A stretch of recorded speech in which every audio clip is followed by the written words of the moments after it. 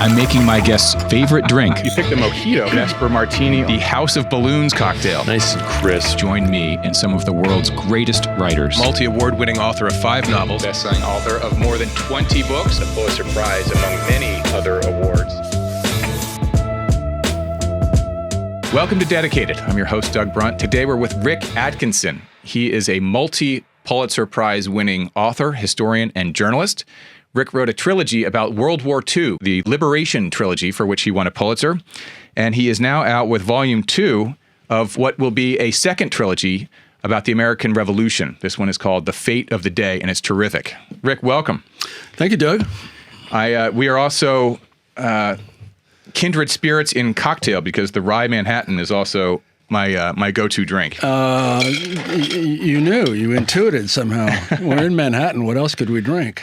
Good point, actually. Yeah, and you just arrived on your flight up from D.C. The train, yeah. Oh, train. Sorry, yeah. I'm actually heading down there on a flight next week, which will be fun. And you were just saying, as I opened this bottle of vermouth with the foil, that for the listening audience. You're an Army brat. I know you were born in sort of early Cold War era Munich. That's right, yeah. Like right around the time of Stalin's death, right before it. Just before it, yeah. I didn't know him personally.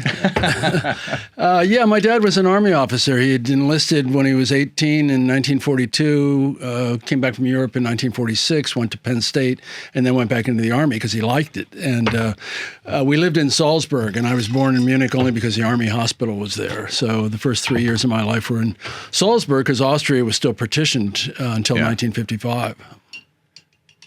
And then how long were you there and then moved on to back to the stateside? Yeah, he was an infantry officer, so we did the usual infantry circuit. We went to Fort Benning from there, the first place I lived in the U.S. And, we moved as usual every couple of years, basically. Idaho, San Francisco, Hawaii, Virginia, Kansas, yada, yada. Siblings? Yeah, 2 younger, sister and a brother. Okay. And I also, in doing my research on you, I know you have a BA in English from East Carolina. Yeah. And master's in English. Yeah. From University of Chicago. Right. So were you always a big reader, writer? Yes, I aspired to be a writer and eventually got there. I was always a big reader, many readers. My mother read to me a lot. I got taken to Army libraries a lot. I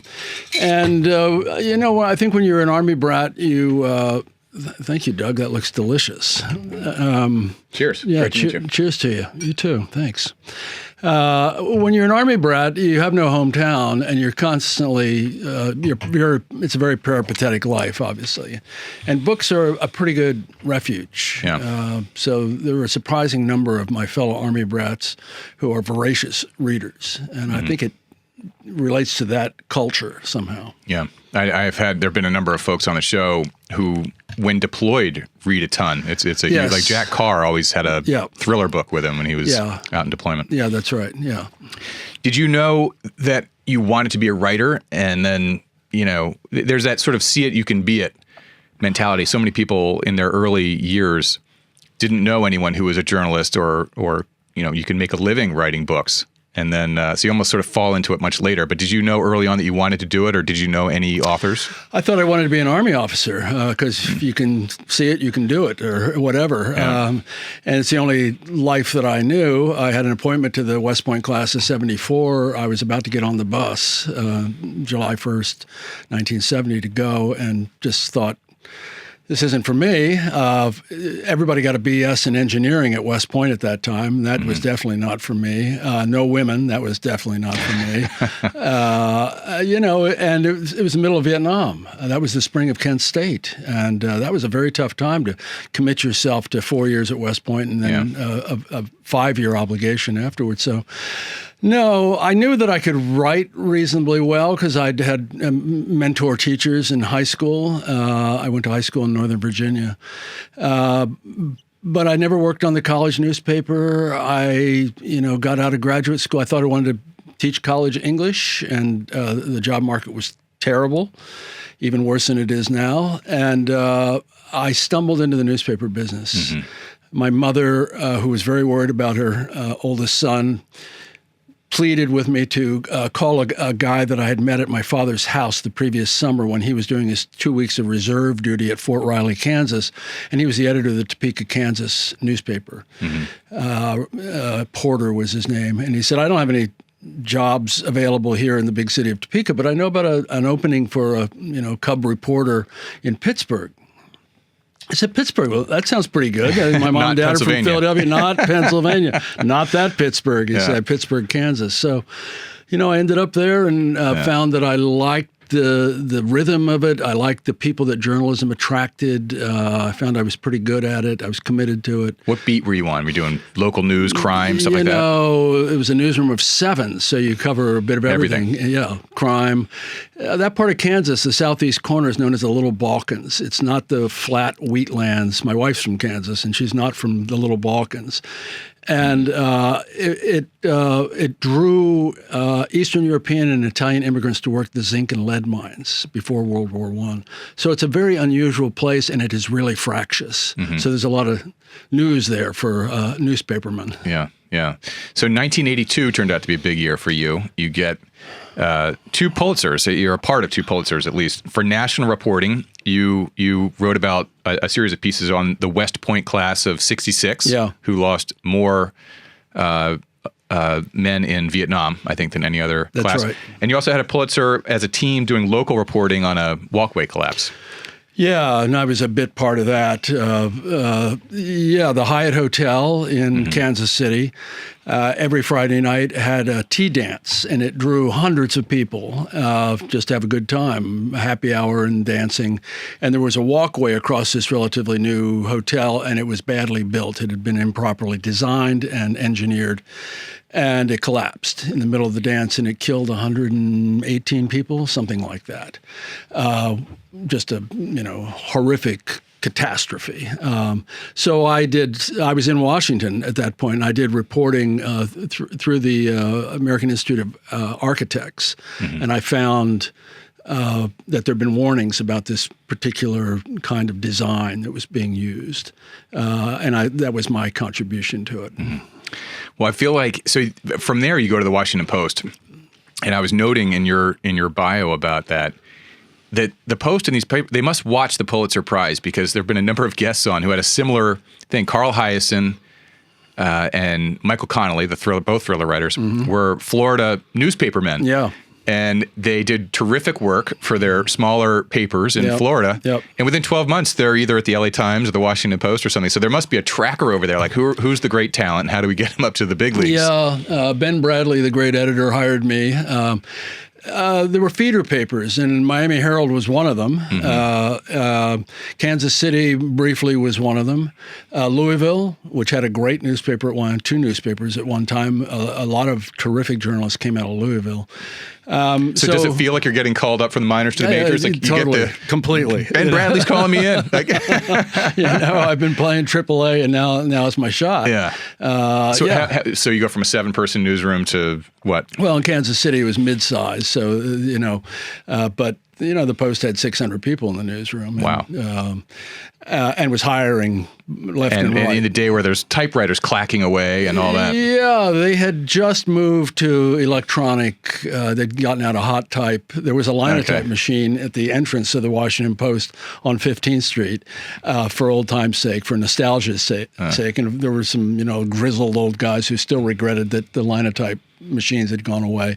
But for the most part, they had come into the age of electrons. And the pay goes from really horrible to only a little horrible? It was pretty good, actually. It seemed I felt fat and happy, even though living in Washington was, a lot more expensive than Kansas City or much less Pittsburgh, Kansas.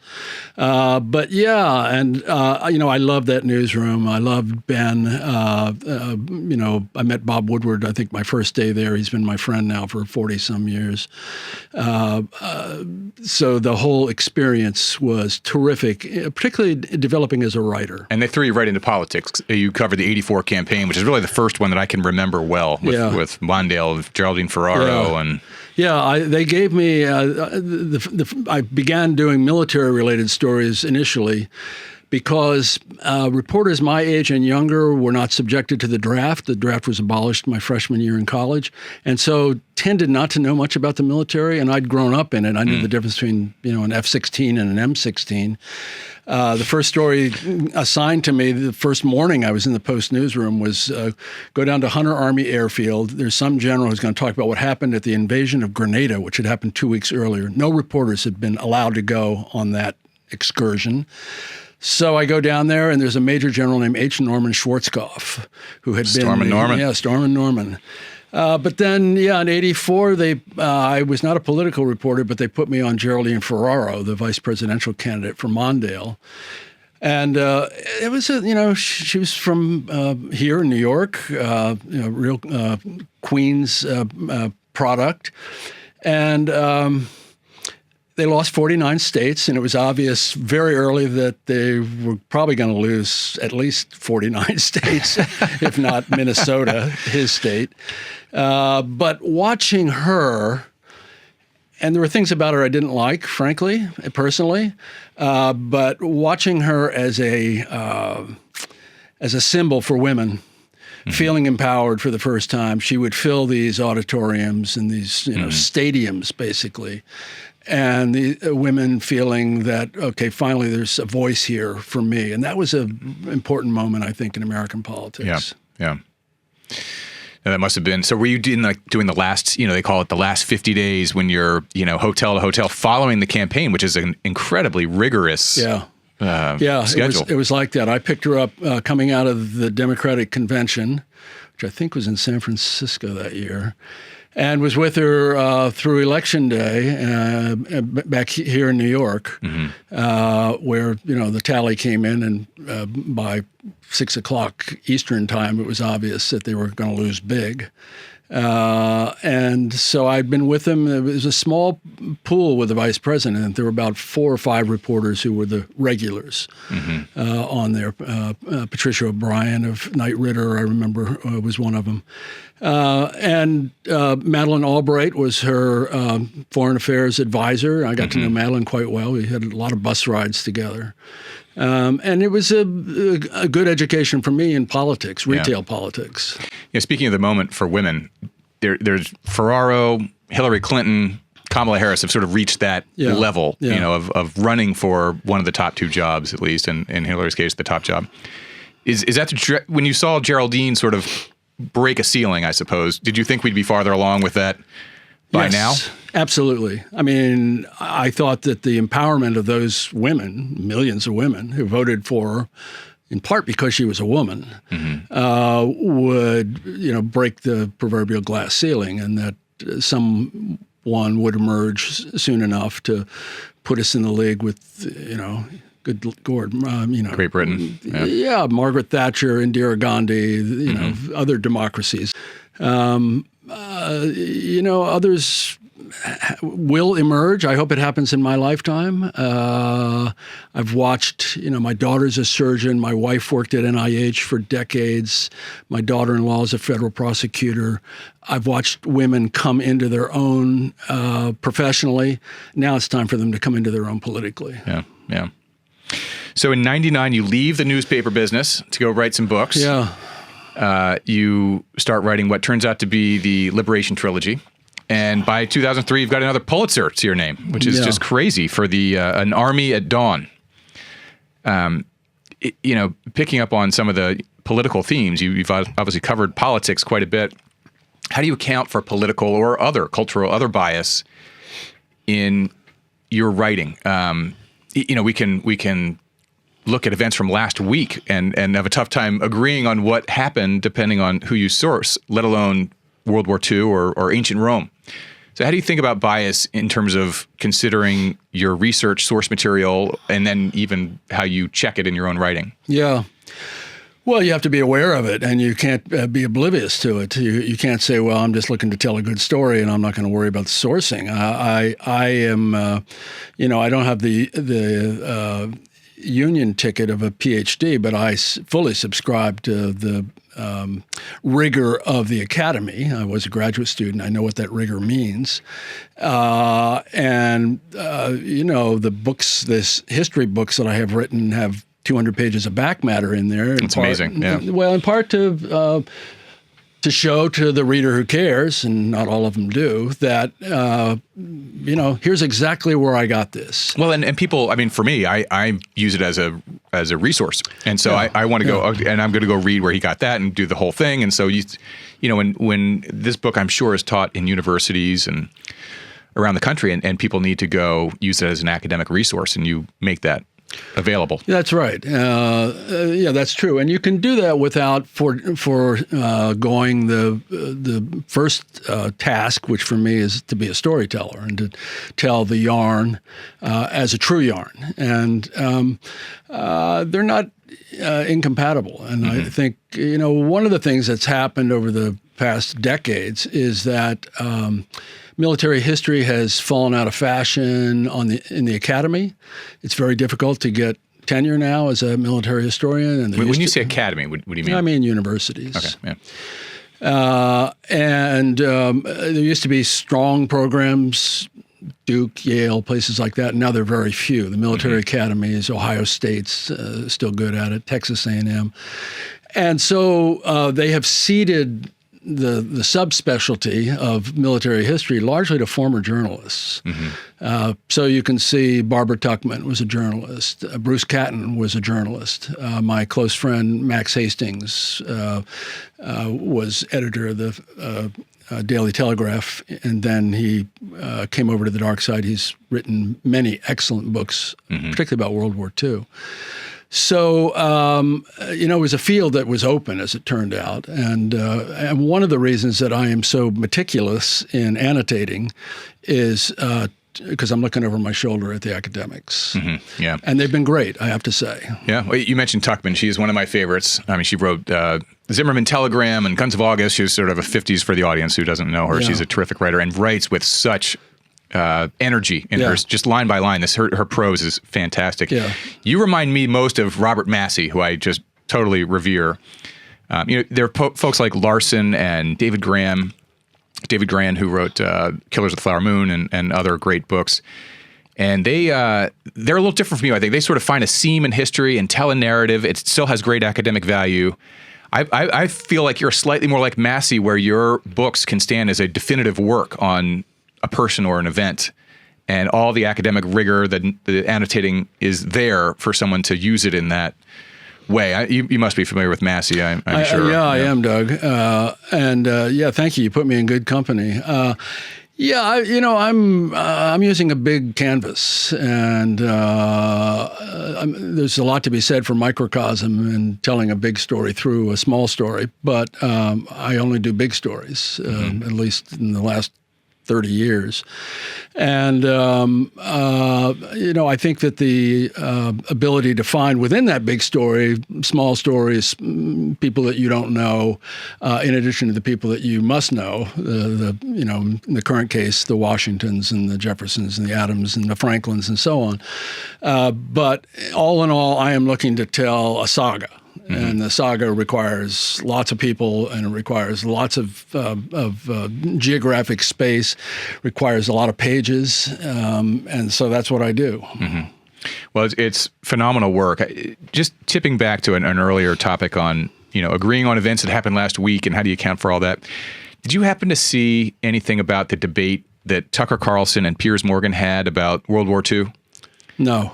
Okay. Yeah, I mean, you're an authority on it, and so the idea, there are a number of different historians who look at World War II and they sort of assign blame in ways you might more often see with World War I than World War II. Yeah. World War II seems fairly cut and dry, but Tucker was sort of challenging. Well, it's not like Germany declared war on Britain. Hitler didn't declare war on Britain, and Piers is like, well, they sort of de facto did. They invaded Poland and all these other things. So, anyway, it's an interesting debate, and there are these sort of against the grain historians in looking back at World War II and diffusing some of the blame around a little bit more than we're used to seeing. The Nazis have had a resurgence. I mean, it's more than diffusing blame. The people openly aligning with this terror cult that caused 6 million Jews to die and tens of millions of others. So, it's good that people are talking about it and arguing about it and care about it, but there are certain historical episodes that are pretty well resolved, and the blame for aggression in World War II, I think, is pretty clear. Now, there are nuances to it, including the American pressure on the Japanese and the Japanese feeling that they were being hemmed in and they were going to be without oil and all the rest of that. Now, all of that is, fully acknowledged by anybody who knows the story. But, to suggest I've got friends who teach World War II, and they've got to, first of all, make sure that their students know that we were not fighting with Germany against the Russians. So there's some basic facts that need to be clarified generation after generation. So. Yeah, but it's amazing that so few people remember that Germany and Russia invaded Poland nearly simultaneously. It wasn't accidental. And then it was only Hitler's betrayal later that sort of threw Russia into our alliance. You couldn't make it up. Just crazy stuff. By the way, speaking of World War I, which is much more nuanced, I think, do you ever read that book, Sleepwalkers? It's a terrific book. It talks about how we got into World War I. Yes. Christopher something, I can't remember his name right now. But yep. That's a terrific read for the audience to check out, because it gives a slightly different perspective of it wasn't all the Kaiser's fault. It was like there was crazy stuff. France was slightly antagonistic, and there was crazy stuff happening in Serbia. Like their whole government was like murdering each other. It was just insanity there. I mean, that's certainly true. And the nuances of the origins of World War I are, more complex in some ways than just the naked aggression of the fascist states in World War II. And there's blame to go around. And of course, the victors write the history. And so the history that you and I grow up with tends to lean toward absolving any of the Western powers. Yeah. So let's talk a moment about your process. As you referenced, in The Fate of the Day, you list your source material. There are 50 pages of sources. There are 150 pages of notes, so it's 200 pages in the back of the book. One thing that I found amusing in your acknowledgments, you talk about the librarian at this place where you went and his successor. And his success, it was like you've been at this so thoroughly and deeply that people at archives and libraries are coming and going as you're still I've driven them right out of the business. I was having a laugh reading your acknowledgments. Well, thank you for reading the back of the book. Of course. And I know you travel to the Saratoga battlefields to sort of walk the battlefield and actually get on site. What was that like? Well, I always go to the battlefields. I did for World War II. I've been to Normandy a number of times, but I've been to remote ones, in Tunisia and Morocco. You've got to walk the ground because, first of all, I'm an amateur. I have an amateur's eyes, so seeing the ground helps me to understand why they make certain tactical decisions. I think more important than that, Doug, is the ground will speak to you if you listen to it. And obviously, the ground at a lot of these places is hallowed. The American cemeteries overseas, the American Battle Monuments Commission cemeteries, are about a dozen of them around the world where the dead whose bodies were recovered and whose next of kin wanted them to remain overseas with their buddies. Those are some of the most powerful places on earth. Yeah. And I go to Saratoga. I've been to Saratoga several times, including recently with Ken Burns. And, you can read about it and you can think you understand it. And you can study all the maps, but it's not until you're there walking the ground that you really do see distances, proximities, obstacles, all of that, which is important. Those craters. We took our kids to Normandy a couple years ago. Yeah. Our youngest, who was 10, even he was so moved and stunned by it. The cemetery is unlike anything. I mean, that's just... It is. Completely reorients your perspective of the world. And along the German turrets looking out at the ocean onto the Omaha beach and the massive craters from our bombs hitting the ground. It's just insane. Hitting the ground, not hitting the Germans, as it turned out. Right. Yeah.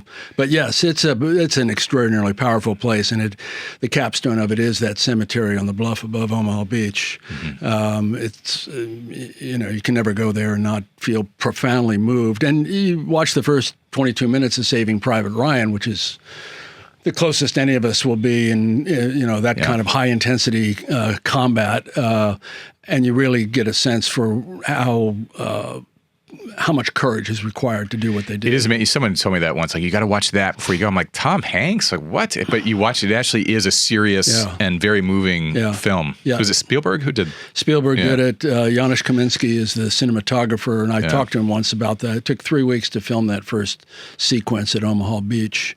And they did it right. They researched it carefully. It becomes a buddy movie, after the beginning, once they get ashore. Mm-hmm. But I think that the beginning of that movie is really quite extraordinary. Well, it's clearly worth it for you to go to these places. It's clear that you are then able to write with more authority and power on the page, having walked it. Yeah, I think that's true. I feel it, and I want the reader to see it and to hear it and to smell it. And you can't really do that unless you're there, even if it's 70 years later or 250 years later. Yeah. How about, you also mentioned in your acknowledgments something about I think you thanked your copy editor, which is, I generally have the feeling of wanting to strangle my copy editor. It's passive aggressive. You're a more, I don't know, you're better at handling all that, I think. But I mean, in a book like this particularly, the copy edit must be utter hell. Yeah, I've had every fact is checked, every date is checked. They're really good at it, and I've had a sequence of good ones. And they save you from yourself, not just because you've substituted that when it should be which, but they will see something that I'd read 10 times and didn't recognize the error in it. So, it's it takes a team to put out a big book, and I've had a good one. I've had the same agent since 1986 and the same editor since 1987. I read that 40 years of the same same team. That's incredible. Yeah. And they're two of my closest friends, and we're now working on book number 9 together. So, which will be book 3 of the trilogy. Yeah, knock wood. Yeah. How about early readers of drafts outside of this team? Does your wife read, or daughter, or friends? My daughter, who's I mentioned a surgeon, I think has never read any of my books. Even in published form? No, it's not her cup of tea. She's probably read your books. Jane reads the Galley when it comes out, so it's pretty well finished by then. My wife. I usually have 6 or 7 professionals read it, people who know the subject, whose writing or research I respect. And I will ask them to read all or part of the manuscript, and that is that's a chore. You're on about a 5-year clip, would you say, per book? I would say 6, if I were honest. I think the first 2 books each took 6 years, from research through writing to publication. I'm older and slower. I don't expect the third one to be any quicker. So I rely on them to also save me from myself and to offer countervailing opinions about things. And it's an important part of the process, I think. Yeah. One thing the audience should know, speaking of the 5 or 6 year process on these books, an author is really like a small business person running a business, which is capitalized by the book advance from the publisher. And that book advance has to pay the rent and the gas and the printer cartridges and everything else. So when Rick travels to Saratoga or these archives around the world, he pays the flight and hotel. There's not some credit card that expenses back to Crown Publishing. It's on Rick, and that's what the advance is for. Yeah. And over 5 years, those expenses can mount up. Now, when you reach Rick's level of success, and if you're coming off a Pulitzer win, you might have a nice season of invitations to do speaking events, which come with an honorarium. Maybe $5,000 per would be pretty good. 15 would be on a very high end, I think. But can you speak to the economics of your business, and not without real numbers, like what percentage comes from book, as a percentage, without divulging too much, if you can? How much comes from book sales versus speaking events versus other stuff? I've never broken it down. My wife is the CFO of the family.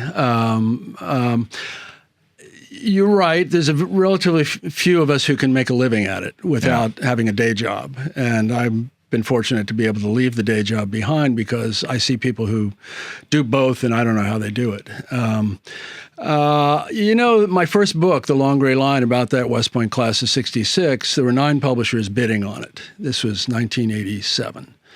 And I went with the third highest bid because I wanted the editor who was going to take on the book to be my editor, John Sterling, and he's been my editor ever since. I took a lot less money. It was still a lot of money. It was $550,000. How did you know he was the one? You just had a great meeting? Yeah. We had Rafe Segal, my agent, and I came here to New York. We saw those other 8 publishers in one, whirlwind day, including some, famous editors. The one who wasn't in New York was Houghton Mifflin. They're in Boston. And so John came down, and we met in the Washington Post newsroom. There was kind of an Eichmann booth that belonged to the foreign desk. And for 3 hours, we had a conversation, the first conversation we ever had. And he is, in his insistent but very astute way, John is asking me things like, this is 579 men in the class. How are you going to find women readers for this book? What do you think about Vietnam? Things like that. And so the end of this 3 hours, I thought, okay, this is a guy who's really, he's going to be invested in the book. He is going to help me to become a book writer for the first time. And I like him. So they're the third highest bidder, but it was a lot of money. If 1987, $550,000 is real money. Wow, that's a huge number for back then. It was, yeah. And for a first time, that was your first book too. Oh my gosh, yeah. They really were. Yeah, they believed in it. Yeah, and Doubleday and Simon & Schuster offered more. I've been lucky from the beginning. Fallen into money in that way and have made money on the books. I don't know. Can't remember how many books have sold. We're working on 3 million now, I think. It's not the astronomical numbers that some put up, but it feeds the bulldog and pays the rent. Yeah. I've got other things now where I get a lot of speaking offers, particularly now, the semi-quincentennial.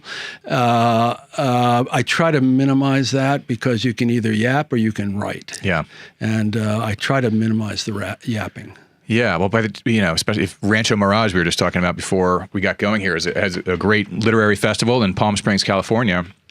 And they actually treat the writers great, and they pay well. They do. I mean, they kind of have to. It's a pain in the neck to get out there, but, it's a great festival. Yeah. And gets the best writers. Truly, I mean, that's sort of their tagline, but it's true.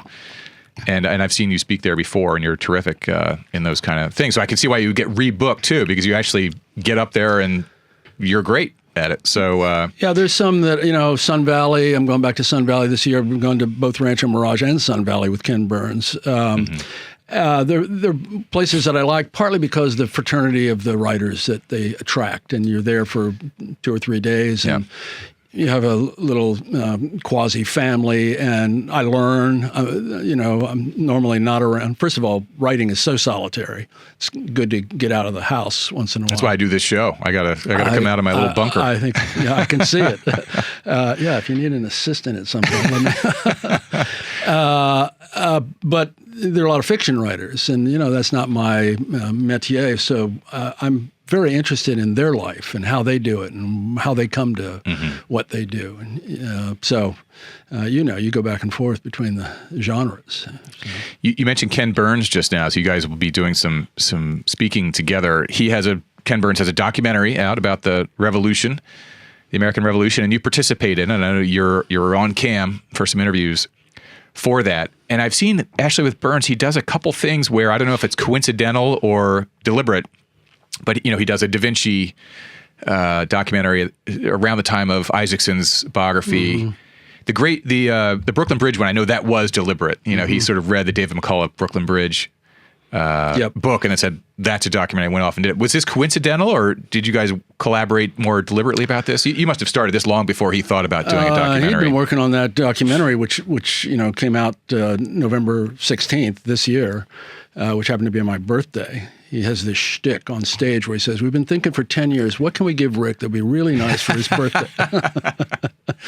I started working on volume 1 of this in 2013, the year that the last World War II book was published. We were on parallel tracks. I kind of knew that he was working on that. He's always working on different things, including Da Vinci and other things. They got in touch with me. I think the first conversation I had was in 2019. And then I read scripts, and then I was on camera for them. I came here to New York to look at the rough cut of the film, and then for the better part of the last 9 or 10 months, I've been helping to promote it, which has been fun. And it's not just promoting the film; it's hoping to help PBS. So when you're looking at the scripts, I mean, you obviously weren't a writer for it, but you were saying, that's wrong, that's right, or go deeper here, whatever, that sort of thing? Jeff Ward has been his writer since at least the Civil War, and Jeff is terrific, a very accomplished writer in his own right, and he's really meticulous, really careful, so there weren't many mistakes in the script, but you will see something, and or an emphasis on this or an emphasis on that, and so it was an interesting part of the process, and I'm in the middle of it, so it's fresh in my mind. Well, let's get into that then. The fate of the day, which I'll hold up here for the camera. This is volume 2 of the trilogy, and 1777 to 1780. The opening sequence with Ben Franklin. Speaking of Tuckman and Massey, who also writes with great energy, line by line, just a terrific prose writer. You are all that, and the opening with Ben Franklin was funny. I mean, I was laughing. I did not expect to be reading about Ben Franklin in Paris doing these wild things. It showed his character on the page in a great way, and I loved the opening sequence there in Paris. Thank you. I opened volume 1 with George III. George III, our last king. Serendipity is important in this business, and so in 2015, Queen Elizabeth II opened up to outside scrutiny the Georgian papers, which she owned, as part of a project to digitize and catalog the papers of all 4 Georges who became king in the 18th and 19th century. It's about 500,000 pages, most of them previously unpublished, and most of them belonging to George III, the reign of George III, because he was king for almost 60 years. I found out about it just by chance, and I got in touch with the right people, and they said, "You want to come to Windsor? You want to come look at them?" And I said, "Yes, please." So the next thing I know, I'm there in Windsor for a whole month. Can you describe that scene for a bit? Like, what was the room like? Were they in boxes of old, parchment paper? Did you have to wear gloves? You did not have to wear gloves. No, I would show my badge every morning at the Henry VIII Gate to get into the castle. Mm-hmm. Windsor's about 20 miles west of London. And then my badge again to get at the Norman Gate. And then I would climb 102 stone steps and 21 wooden stairs to the garret of the Round Tower, begun by William the Conqueror in the 11th century. Wow. And that's where the papers are kept. George was his own secretary until late in life when he began to go blind, and he wrote not only most of his correspondence himself, he made the copies himself. You don't have to wear gloves. It's on the finest paper you can buy as a king in the 18th century. Was it like scrolled and rolled, or was it in a... it's flat. It's kept in large, oversized red binders, which the Brits use for their official papers. And the smell, like that great smell. It's the tower itself has a smell, but the paper itself. I got a little tutorial while I was there in the Royal Library on ink, how you make ink in the 18th century, and how you make paper. Paper's made from rags in those days. And so, among other things, it showed me that he is not the sinister ninny who prances across the stage in Hamilton every night. Mm-hmm. He's not the tyrant that Jefferson accuses him of being in the Declaration of Independence. He is a constitutional monarch, a patriot king, a child of the Enlightenment, a much more nuanced character than our stereotype of him as this, doddering, reactionary guy who goes crazy. Right. So having that kind of experience and opening that first book with George, I want you to meet George, your king, and understand why he's going to wage war for 8 years across 3,000 miles of open ocean in the age of sail to make sure you don't get your independence. Why is he doing that? And so volume 2 comes around, and the thing you need to know as a reader, thing you need to know as an American, is that the game for the Americans at this point, and it's the spring of 1777, we're 2 years into the war, is if we don't get French help in a big way, not just clandestine shipments of gunpowder and muskets and so on, if we don't get their overt help, we're probably not going to win. And the guy who's sent to make that happen is this septuagenarian named Franklin, who is our first and greatest diplomat. He's also, at that time, by far the most famous American as a consequence of his scientific discoveries with electricity and so on. And he cuts a very wide swath in Paris and at Versailles, which is 12 miles outside of Paris. So, and he's just irresistible. So how can you not open with and you need to meet the other king, Louis XVI, and his beautiful spendthrift wife, Marie Antoinette, known around the French court as Madame Deficit. Who has a terrible gambling habit. She's just, she's got a lot of habits, and spending money is, one of the worst.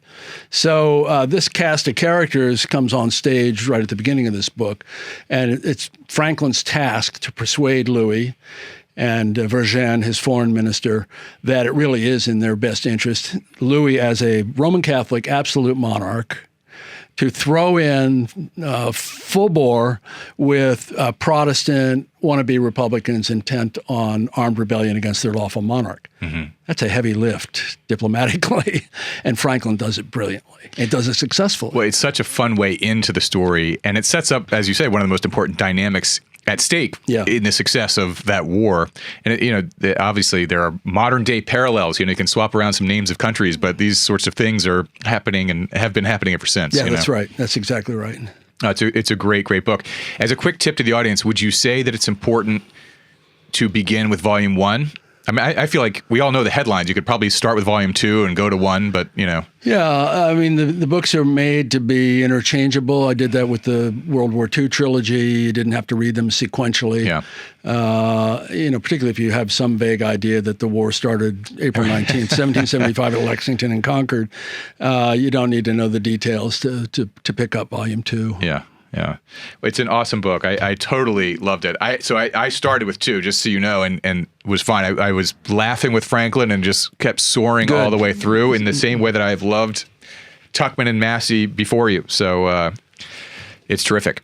So as you say, a 5 to 6 year pace. So volume 3, we're a few years out at least. The 250th anniversary of Yorktown will be 2031, and the British surrendered at Yorktown in October 2031. I was just there last week walking the ground, the way we were just discussing. And if I can hit that mark, then I will feel like I've done okay. It's probably not going to be much sooner than that. Boy, you need to choose wisely. These trilogies, it's like an 18-year gig. Or not do trilogies. How about that? Yeah, some little 150-page treatment on, No, there's nothing wrong with that. But that's not where I am now. So what is, so we know what's immediately next for you, but any other side projects of, book to film or other stuff on the side? No, I'm completely in the tunnel. Burns is about as book to film as you get. Yeah, that, it was fun. And I love being around him and Sarah Botstein and David Schmidt and the rest of that crew. But I have a day job, and the day job is writing books. So that's what I'm going to do. Great. Well, in that case, on to the lightning round with Rick Atkinson. Your favorite book as a kid? Doug, I was a big Hardy Boys reader. I think I read all of them. But a book that really had an impression on me, and speaking of the American Revolution, was Esther Forbes' Johnny Tremaine. It was a book for young adults before there was a young adult category in publishing. And I think I haven't read it since I was a young teenager, but my guess is it holds up pretty well as a narrative, as a tale. It tells the story of the beginnings of the revolution through the eyes of a boy, and it's really good. So that one has stuck with me. I'll check it out. I was also a Hardy Boys addict. I read them all. I tried to get my kids going on it. One of my sons read a few, but it I don't know. It's somehow They might be a little dated now. Yeah, I think so. But gosh, they were Franklin W. Dixon. Yes, which apparently was like 20 different guys. That's but, right. Yes, yeah. right. All right, book or books you're reading now? I just finished 1929. Oh, the Andrew Ross Sorkin, which I listened to. Now I've kind of reverted to type. I'm reading a book called Philip and Alexander. Goldsworthy is the author's name. He's a British academic, and it's about Alexander the Great. But he makes a persuasive argument that you can't really understand what Alexander did, conquers the world before he dies in his early 30s, without understanding Philip, who starts as a primitive king in Macedonia and begins to build this structure on which Alexander will then set out. And it evokes 4th century BC Greece very vividly. He acknowledges what he doesn't know, which is a lot, particularly about Philip. But it's very well done. Well, so much of it is guesswork at this point too. It's like you're relying on a string of 5 historians. There are a couple great podcasts on this. Do you ever listen to history podcasts? Sometimes. There's one called The Rest is History. It's these 2 British guys who go back and forth. Right, I've heard that. Holland is one of them. I can't remember the other guy. I don't think it's Goldsworthy. This guy might have a podcast of his own. He might, yeah. For all I know. But they do a lot of the ancient Greece, Persia, all of that stuff. And these 2 are very dynamic and charming. And so it's a great great listen. That's good to know, yeah. Well, I find that living in the 18th century these days is very rewarding. And I think if you go back even further, and maybe 5th century BC, Athens would take you even further out of your troubles today. Yeah. But one thing that's so great about what you can do being in the 18th century, you read King George III's letters. Yeah. You actually can get it right. Yeah. We're all guessing about whether Alexander was a nut or a great leader. I mean, how many people have slanted the bias all over the place? True. On that guy, and we're all just kind of guessing there. Yeah, that's right. There's a lot of guesswork, and some of the guesswork is, more historically grounded than other. Yeah. All right. Getting back to America, we're 250 years in. Yeah. Can you give a letter grade to the American experiment? I'd give an A for aspiration. I think a B for execution, a C for backsliding. One of the things about living in the 1770s, as I do every day, and I'm with George Washington every day in the same way I was with Dwight Eisenhower, living cheek by jowl with him metaphorically for almost 15 years, is it gives you a very vivid idea of how far we've come. 2.5 million people in America when the revolution begins, 500,000 of them are enslaved blacks. We hold these truths to be self-evident that all men are created equal, blah, blah, blah. Didn't apply to blacks, didn't apply to women, didn't apply to Native Americans, didn't apply to indigents. So it's aspirational, right? And the fact that we have come as far as we have come in a country now of 338 million, I think is quite extraordinary, and it's something that we should be proud of, and it's a reason for celebration in the semi-quincentennial. On the other hand, we got a long way to go. One of the librarians of Congress once said, democracy is never a thing done. It's something a nation must always be doing. And that's something to remember. So, I'll give us a gentleman's B. Well, we're working on it. Strangest moment ever at a book event? I've had some strange ones. You probably have too. Well, one time a woman came up to me, I can't remember where, Denver maybe, I can't remember where it was. And she came up to me and she started asking very detailed questions about huskies and the use of huskies and sled dogs and so on. And I finally said, I have no idea. And she had me confused with another Rick Atkinson who wrote a book called Of Dogs and Men. And it's about the Iditarod or sled dogs or something like that. So that was. Was it only after the fact that you put that together, or somehow? Finally, yeah. She told me that there was a Rick Atkinson. She thought I was that Rick Atkinson, and I Googled it, and there he is. So how long ago was this?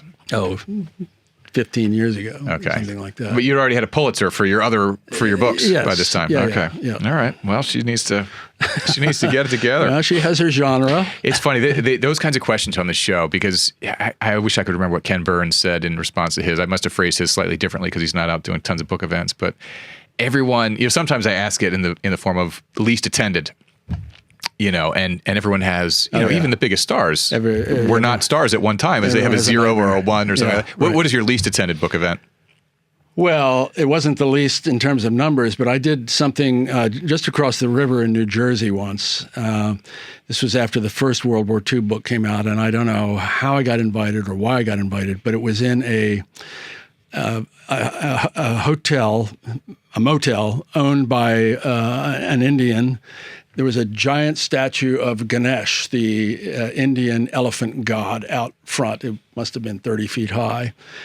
And I go inside, and it's a World War II event at one end of this big dining hall, and at the other end, it's like the Weehawken Indian American Lions Club, and they're having a great time down there, and you can smell the curry. There weren't very many people at my end. One of them was a famous survivor, a hero actually, from Omaha Beach. He'd become a lawyer in New Jersey after the war, and anybody who knows about Omaha Beach knows his name, which I won't repeat. And by this point, he's quite elderly, but very astute. Anyway, I start talking, and I'm 3 minutes into it. He's in the front row, and he's sound asleep, and he slept all the way through. So, I've had those events where, 3 people show up or whatever. Yeah, so. Yeah. Those are the one piece of feedback I often get is that a 0 is better than a 1. Because then you can just leave. Yeah, you can leave. Right. You don't have to entertain the 1. Got to do it. Of all the founding fathers, who had the most brilliant mind? Usually the answer to that is either Jefferson, writer of Declaration of Independence, or Madison, the writer of the Constitution. To my mind, it's Franklin. We talked about him a little bit already. He's got a brilliant scientific mind, as proven by the many things that he invented and many things that he discerned about the physical universe. And he's also got, first of all, he's a fine writer. You can just see the gears turning. He's, as I said, the first and best of our diplomats in 250-year history of diplomacy. He's a septuagenarian when he's in Paris, and that's when 70 meant something. And he's crosses the Atlantic, I think, 12 times in his life. It's incredible. Really quite incredible. He was kind of overweight, too. He's portly. He's, we think of him as being kind of a fat guy with stringy hair, but he'd been a printer, and he's carrying these big forms of type, and they weigh 70 or 80 pounds each, and he's got big shoulders. He's got a big chest. He's still got that, even though he's added a lot of, good French food on top of it. So, my money would be on Franklin, I think. Interesting. And he was we always think of the French as sort of looking down their nose at the ignorant Americans, but he was so highly regarded over there and sought after. His company was sought after in high circles for his wit and his charm. And, he didn't speak French very well, but it didn't stop him, partly because he remained silent a lot, and people took that for wisdom. There were little busts of Franklin on many mantles. He wore this ratty martenskin cap that he'd gotten on another diplomatic mission in Canada just before he went to France. And pretty soon, all the beautiful women in Paris are wearing these little faux martenskin caps on top. He's like an early Instagram influencer. Yes, that's right. So, yes, people running after his coach when he goes down the streets of Paris. His date book is just jammed with invitations from the rich and the powerful and the scientifically astute, not only in France, but all over Europe. Oh, that's great. Let's see. So switching off founding fathers in history now, favorite few recent TV shows to recommend to the audience? I'm not a big TV watcher other than too much sports, but 2 things that I've just watched that were very entertaining. First of all, The Studio, which is a parody, one of the funniest parodies ever on Hollywood. I don't know this. Seth Rogen, I think, is Okay. Do you know this one, Justin? Studio? Okay. Yeah. It's very, very funny. It's completely lunatic. And if you don't like lunacy, it's probably not the show for you. And then we just finished the latest season of The Diplomat. Oh, Kerry Russell? I haven't seen it, but I know Russell, the one. Yeah, and it's also slightly lunatic in its premises and so on. She's the American ambassador to the Court of St. James. He's her husband, estranged, not estranged, it's hard to say. The show is largely about their marriage. Mm-hmm. There's a plot, and it's a very convoluted, sometimes improbable plot, but the marriage depiction is really very well done, and she's dynamic. Yeah. And so those are two. That's Britain or Ireland? Britain. Yeah. What's the Irish posting is just called Ambassador to Ireland? One of them hasn't. Oh, does it have a different name like that too? Another king I don't name? know. Ambassador to the Court of St. James has a real panache to it, though. Yeah, it does. Yeah. All right, last question for Rick. One piece of advice to the audience. I'm loath to give advice to my fellow Americans, but I think keep the faith. One of the things writing about history teaches you is that things have been worse. Things have been much worse. We have been through perilous times. Even in a day when it looks as though we're coming apart at the seams and political enmity is toxic. We've survived existential crises, starting with the Revolution, 2 world wars, Civil War, Great Depression, and we've come out the other side. And so it's, I think, something to be proud of, the durability and the resilience of America and Americans. But it's also something to draw on to feel some sense of assurance that even when things look pretty dark, as I have to confess they do, there'll be a tomorrow. And, the other thing that I would suggest is that we're the beneficiaries of an enlightened political heritage handed down to us from that revolutionary generation. And it includes personal liberties, and it includes strictures on how to divide power and keep it from concentrating in the hands of authoritarians who think primarily themselves. And we can't let that be taken away. We can't let it slip away. And we can't be oblivious to the hundreds of thousands who've given their lives to affirm and sustain it over the past 250 years. That's partly what the American Revolution is about. That's partly what the celebration of the semi-quincentennial will be about. Yeah, I agree. History is such a great tool for acquiring some perspective. I remember I was reading Meacham's book on Thomas Jefferson a while ago, and I'm like, my God, it was way more partisan then than it is now. When you think it's bad now, it's like that was a really ugly time. Yeah, where they're shooting each other. Yeah. We haven't quite come to that yet. Yeah, well. And as you say, this is one of the best times to be alive on the planet, really. I mean, if you look, the Berlin airlift, Cuban Missile Crisis, World War I, II, Cuba, Vietnam. So it's when someone is feeling hysterical about this is the worst ever, it's like probably not. Not only that, I mean the advances in science, the advances in medicine. Yeah. Washington had tens of thousands of soldiers dying of smallpox, typhus, dysentery, you name it. Life was really on a slender thread back then. And, today we are way past that in many, many ways. Yeah. Convenience. It's funny you say that. I was just watching yet another apocalypse type show. And I feel like there's a plot device in almost every apocalyptic show now. Within episode 3, somehow they need to find penicillin or an antibiotic. It's like so. That's the first thing we miss apparently when the apocalypse hits, according to almost every apocalypse screenwriter. As we know, it's pretty important. Yeah, and I live in that world every day. Medicine in the 18th century is hardly worth the name, and of course they don't understand germ theory. They don't understand the cause of the diseases that are striking down so many. They have a very crude way of inoculating people, soldiers, against smallpox, which is the king of terrors.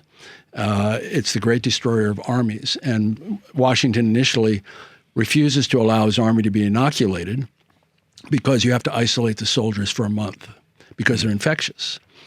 And it's a crude system. You cut an incision in an arm or a leg, and then you put live smallpox pus into that incision, and you deliberately give the patient smallpox. The mortality rate of having that induced smallpox was about 1% to 3%. So it's not nothing, but catching natural smallpox, the mortality rate can be 15, 20, 25%. And so Washington initially issues orders saying that anyone who undergoes this procedure is an enemy of the people. That's the phrase he uses. And he's persuaded. He listens to his medical advisors. He listens to his soldiers, and he changes his mind. And he has a whole army inoculated. And it is one of the most important decisions that he makes in the entire revolution. But that gives you some idea of what he's battling back then. That's amazing. There are a million anecdotes like that in your books. So congrats on the fate of the day. Can't wait for the next one. And Rick, thanks so much. It's great to meet you. Don't wait too soon. Thanks very much. Thank you.